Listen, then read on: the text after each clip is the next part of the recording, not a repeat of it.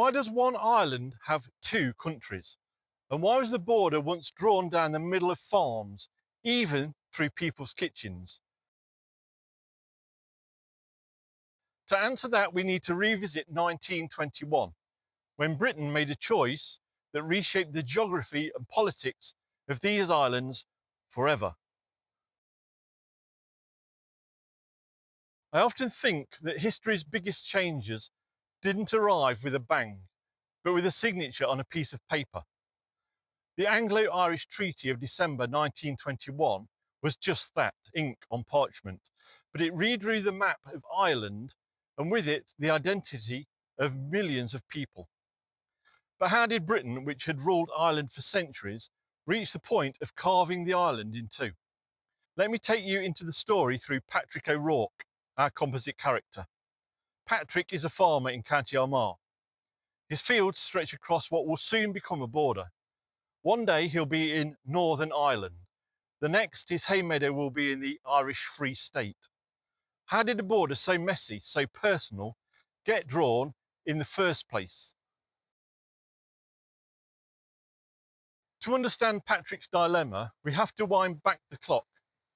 The seeds of partition were sown long before 1921.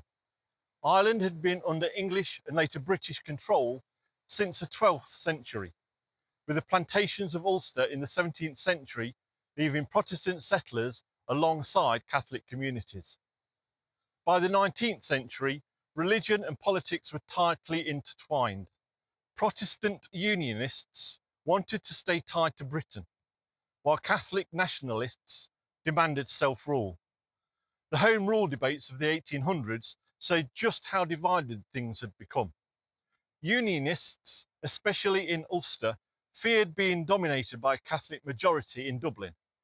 Nationalists argued they'd never truly be free while governed from London. So when the First World War ended and revolution swept across Ireland, compromise seemed impossible. But why, when most of Ireland wanted independence, did Britain insist on keeping a piece of it? Patrick O'Rourke, like many farmers, had sons pulled into the storm. Some joined the Irish Republican Army, the IRA, in a struggle against British forces from 1919 to 1921. Others, like his Protestant neighbour William, supported the Crown and even volunteered into the Ulster Special Constabulary. The Anglo Irish War, sometimes called the War of Independence, was brutal. Ambushes, reprisals and assassinations scarred both communities. By 1921, Britain faced a grim reality. Continuing the fight meant endless bloodshed and cost. So negotiations began. But Britain made one thing clear. Ulster, especially its 6 Protestant majority counties, would not be forced into an Irish Republic. How exactly do you negotiate drawing a line through centuries of shared history? The answer came with the Anglo Irish Treaty, signed in December 1921. It created the Irish Free State, a dominion within the British Empire similar to Canada, but 6 counties in the north opted out, remaining with the United Kingdom. For Patrick O'Rourke, the border ran absurdly close. In some villages, one pub was in Britain and the shop across the street in Ireland. Lines were drawn on maps in London without much thought for kitchens, churches or cow pastures. A boundary commission was meant to tidy things up, but when its proposals leaked, suggesting even more upheaval, the ideal was quietly dropped. The messy border remained. So what did this mean for the people forced to live with it? For Patrick, life grew complicated. To sell cattle, he now had to cross customs posts. His children grew up pledging loyalty to different flags, though their homes were only a mile apart. The Irish Free State began carving out its independence, while Northern Ireland, with its new devolved parliament at Stormont, faced its own tensions. Catholics there often felt excluded and discriminated against, while Protestants held firm to their British identity. The division wasn't just political, it was cultural, social, even emotional. Imagine one family split by a border where none had existed before. But why did Britain choose a solution that pleased so few and angered so many? For the British government in 1921, partition was about pragmatism, not perfection. Winston Churchill, then Secretary of State for the Colonies, saw it as the only way to avoid outright civil war within Ulster.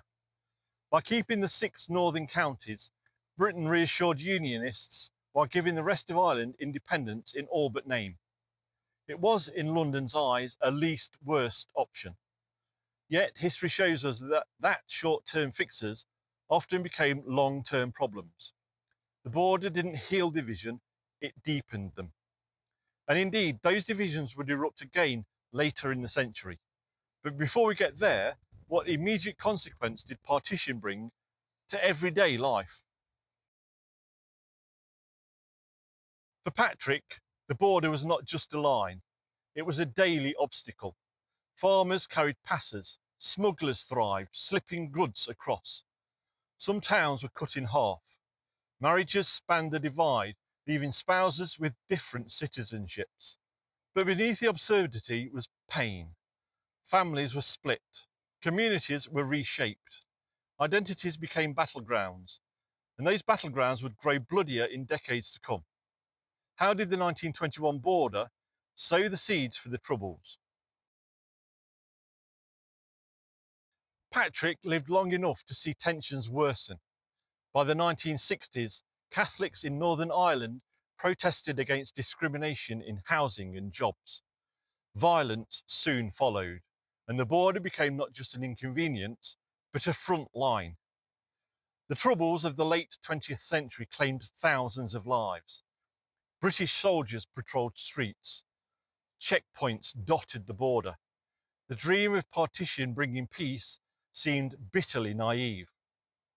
Only with the Good Friday Agreement of 1998 did a peace begin to take hold, softening the border. But partition, which was supposed to solve conflict, became the symbol of it. And even today, debates about the border re-emerged during Brexit, nearly a century later. So what does this tell us about how Britain's decisions continue to echo?